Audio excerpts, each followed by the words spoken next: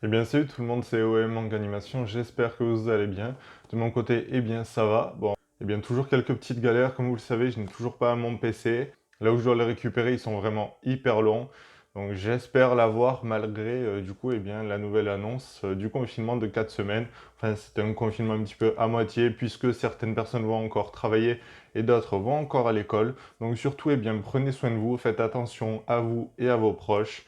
Gardez bien les distances et appliquez bien les gestes barrières.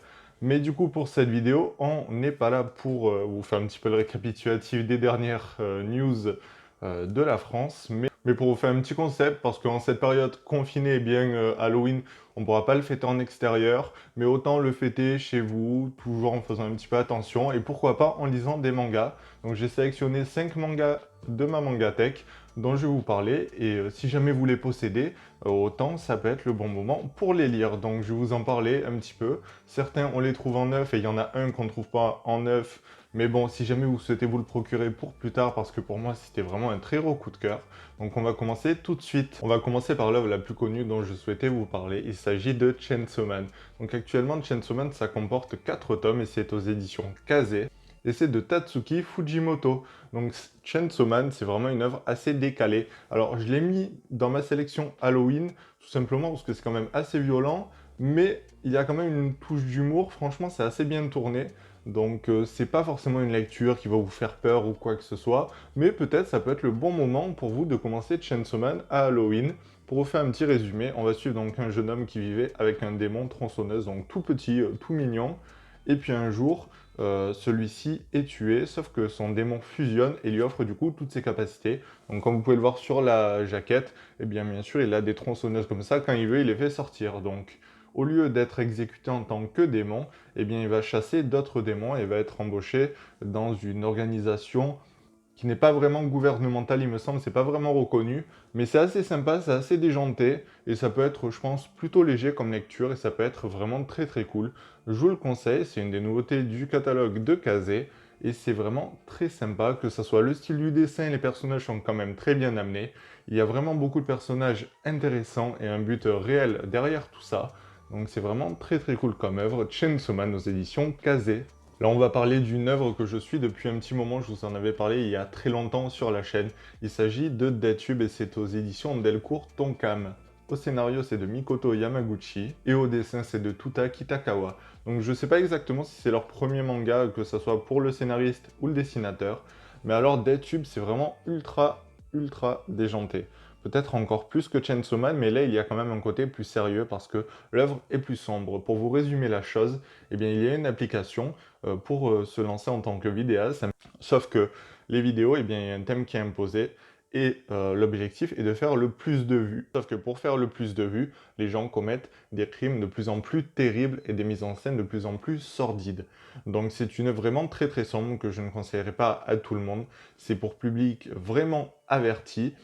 Mais du coup, la particularité, c'est que la personne qui a fait le moins de vues, qui est entrée dans la compétition, par exemple, c'est d'une semaine, eh bien, cette personne va écoper de tous les crimes des autres participants, tandis que eux n'auront rien. Donc, c'est vraiment hyper spécial comme manga. C'est unique en son genre, j'ai envie de vous dire. Actuellement, il y a 13 tomes qui sont sortis.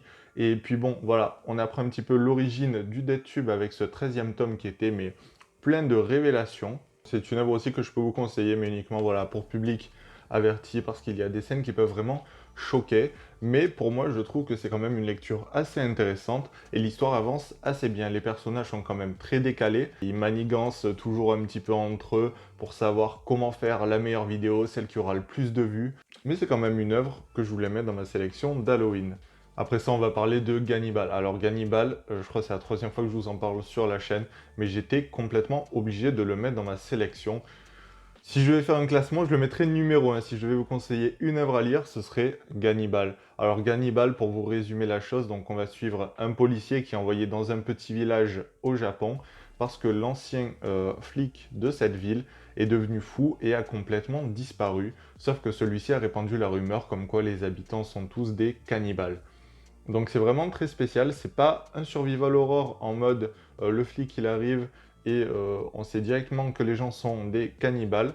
Il y a quand même une tournure assez spéciale, c'est plus de l'enquête et il va essayer de prouver ça. Mais bon, je pense que sa fille, parce que du coup il emménage avec sa femme et sa fille, mais je pense que sa petite fille a vu certaines choses, mais il me semble qu'elle ne parle plus.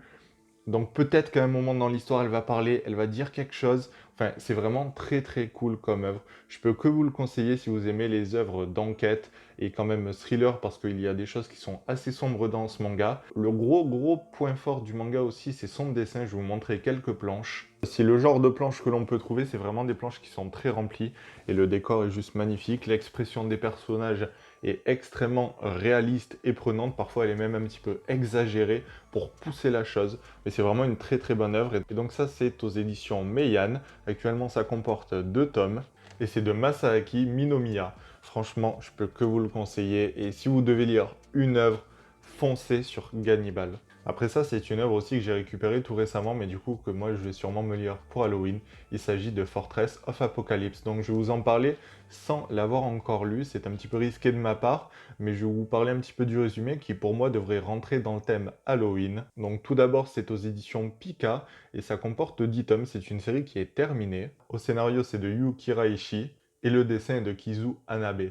Donc je vais vous faire un petit peu un résumé de l'œuvre, de ce que j'en sais. Je suis du coup une personne qui est envoyée à tort dans un centre de redressement pour mineurs, sauf qu'un jour il y a un convoi qui arrive, une voiture d'escorte comme il dit, je ne sais pas exactement ce que c'est, et à l'intérieur, qu'est-ce qu'il y a? Un mort-vivant.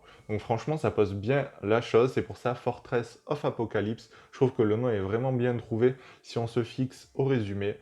Ça a l'air vraiment très sympa parce que du coup, eh bien, je pense que le personnage va essayer de survivre et peut-être le mort-vivant va contaminer d'autres personnes. Je pense c'est juste, ça a l'air excellent comme œuvre. Donc ça, moi, je vais me le lire pour Halloween et je vous en parlerai aussi davantage dans une future vidéo une fois que j'aurai terminé l'œuvre. Mais Fortress of Apocalypse a vraiment l'air très très cool. Et pour finir ma sélection d'Halloween, eh bien, je voulais vous parler d'un manga. Certes, vous ne pourrez pas le trouver en neuf. Il est un petit peu coté, donc ça va être un petit peu difficile à trouver. Il s'agit de Ichi the Killer de Hideo Yamamoto. Et donc ça, c'est aux éditions Delcourt. C'était avant la fusion Delcourt-Tonkam. Et c'est terminé en 10 volumes. Alors Ichi the Killer, c'est sûrement l'œuvre la plus violente que j'ai pu lire de toute ma mangatech et de tout ce que je connais. C'est ultra dérangé, franchement. Donc on va suivre un groupe de personnes qui vont faire assassiner un chef de mafia dans un appartement, sauf qu'ils ne vont laisser aucune trace. Et du coup, la plupart des Yakuza de son clan vont se dire, eh bien, il a tout simplement fui avec l'une de ses maîtresses et tout l'argent, parce que bien sûr, ils avaient pris l'argent.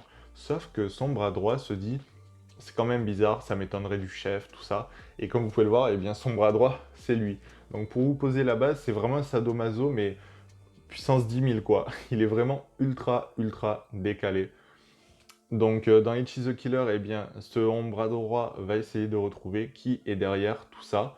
Et finalement, du coup, Ichi, ça vient de ce personnage à l'arrière. Donc c'est un homme, enfin un jeune homme qui est complètement perdu mentalement. Je pense qu'il n'a pas grande conscience. Il est très facilement manipulable. Sauf que son point fort, c'est le combat. Alors, comme vous pouvez le voir, donc il se bat principalement avec ses pieds. Sauf que à ses pieds, sur ses chaussures, il a mis des lames. Donc je peux vous dire, ça coupe vraiment, hein. Clairement, il fait des trucs ultra violents. Mais du coup, dans Ichi the Killer, eh bien, ce Yakuza va essayer de retrouver ce groupe de personnes qui va retrouver peut-être petit à petit, ou pas. Ça, je ne vous spoile pas. Mais clairement, il y a un affrontement final qui est des plus violents que j'ai pu voir. Il y a aussi un film live, donc bon, je ne l'ai pas encore vu, donc je ne peux pas vous le conseiller. Peut-être je le regarderai pour Halloween aussi, à voir. Mais en tout cas, Ichi the Killer, une œuvre très sympa que j'ai pu terminer ma lecture. Il y a un petit moment, mais c'est vraiment pour moi un très grand manga. Si vous aimez le genre, je peux que vous le conseiller. Ouais, eh bien c'était OM Manga Animation. J'espère que cette vidéo 5 mangas pour Halloween vous aura plu. J'ai essayé de poser un petit peu un concept original. N'hésitez pas, si vous aussi vous êtes youtubeur, à faire ce concept sur votre chaîne. Pourquoi pas présenter 5 mangas que vous verriez bien pour Halloween. Et pourquoi pas, on refera autant ce concept pour Noël ou quoi. On verra un petit peu ensemble ce qu'on peut proposer. Donc eh bien, j'espère que votre confinement se passera pour le mieux pour ceux qui sont confinés, pour ceux qui vont en cours. Eh bien, faites attention à vous, toujours.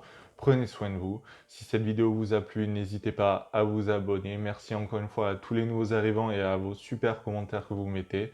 Mettez un j'aime si la vidéo vous a plu et puis on se dit à la prochaine.